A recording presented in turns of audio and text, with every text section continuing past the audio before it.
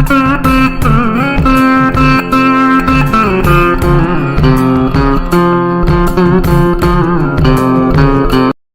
आपने कभी सोचा है कि आपका भाग्य सोया क्यों है, और अगर सोया है तो जागेगा कब?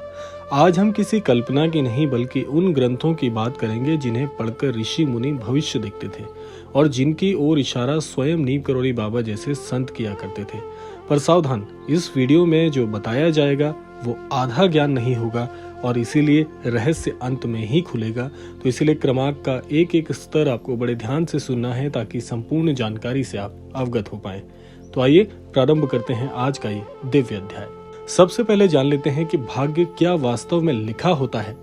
हमारे धर्मशास्त्र कहते हैं, जन्मना जायते शूद्रः संस्कारत द्विज उच्यते, अर्थात जन्म से नहीं बल्कि समय और कर्म से भाग्य आकार लेता है। गरुड़ पुराण, ब्रह्म पुराण और भविष्य पुराण तीनों में एक समान बात कही गई है। हर मनुष्य के जीवन में एक ऐसा कालखंड आता है जब उसका सोया हुआ भाग्य अचानक जाग उठता है। पर प्रश्न ये है, वो कालखंड पहचाना कैसे जाएगा? आइए जान लेते हैं वो कौन सी किताब है जिसमें इस बात का वर्णन या इस बात को इंगित किया जाता है।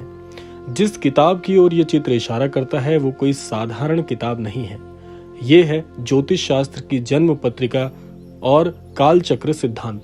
ऋषि पाराशर, वराहमिहिर और भृगु ऋषि तीनों ने लिखा है, भाग्य तिथि से नहीं बल्कि तिथि के कंपन से जागता है। अर्थात केवल तारीख नहीं, उस तारीख का संयोग मायने रखता है। आइए जान लेते हैं आपके भाग्य की चाबी किसे कहा जाता है। चित्र में दिखाई गई चाबी यूं ही नहीं है। स्कंद पुराण में उल्लेख है कि जब किसी व्यक्ति का गुरु ग्रह सक्रिय होता है, चंद्र मन को स्वीकार करता है और शनि परीक्षा पूरी कर लेता है, तब भाग्य का ताला खुल जाता है। इसीलिए बाबा नीम करोड़ी हमेशा कहते थे, जब समय आएगा दरवाजा खुद ब खुद खुलेगा, उसे धक्का मत दीजिए।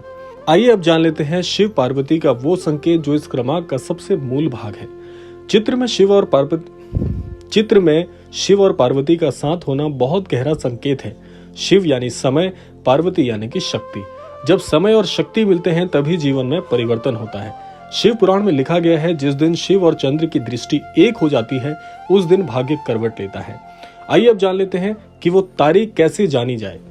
अब यहाँ तक आते आते शायद आपके मन में प्रश्न उठ रहा होगा कि आखिर वो तारीख कौन सी है। पर शास्त्र कहते हैं, जो व्यक्ति जल्दबाजी करता है उसका भाग्य और देर से जागता है। इसीलिए अब अंतिम संकेत, महाराज जी का एक दिव्य संकेत हम आपको और एक दिव्य रहस्य यहाँ पर बताएंगे जो कि आपको इस क्रमांक को सार्थक होता हुआ प्रदान करेगा। बाबा जी कहा करते थे, जब तुमने उम्मीद छोड़ दी हो, जब मन शांत हो जाए और जब तुम किसी चमत्कार की अपेक्षा न रखो, वही तारीख है। अर्थात भाग्य किसी कैलेंडर की तारीख से नहीं बल्कि उस दिन से जागता है जिस दिन आपका भीतर का भय समाप्त हो जाता है।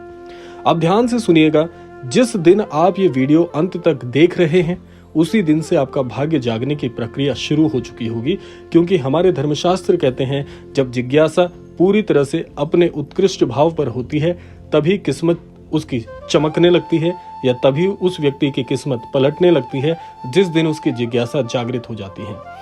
अगर ये ज्ञान आपके भीतर कुछ किसी न किसी संकेत को उकेरने में सफल रहा है तो समझिए संकेत आपको मिल चुका है। बाबा जी की कृपा से जो समय आपके लिए लिखा है वो टलता नहीं, बस सही क्षण की प्रतीक्षा करते रहिए।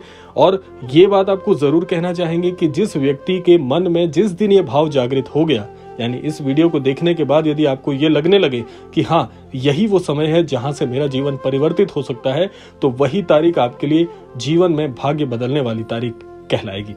तो ये था आज का अद्भुत क्रमांक। आशा करते हैं क्रमांक आप सबके लिए फलदायी होगा। इसी कामना के साथ समय आता है विदा लेने का। यही कामना करना चाहेंगे कि श्री महाराज जी और श्री हनुमान जी के आशीर्वाद से आप सभी के जीवन में आपको सफलता और सुख समृद्धि की प्राप्ति हो और इस संपूर्ण सृष्टि का, इस संपूर्ण लोक का कल्याण हो। इसी कामना के साथ विदा लेते हैं। मिलते हैं अगले क्रमांक में। तब तक के लिए जय श्री राम, जय गुरुदेव, जय उत्तराखंड।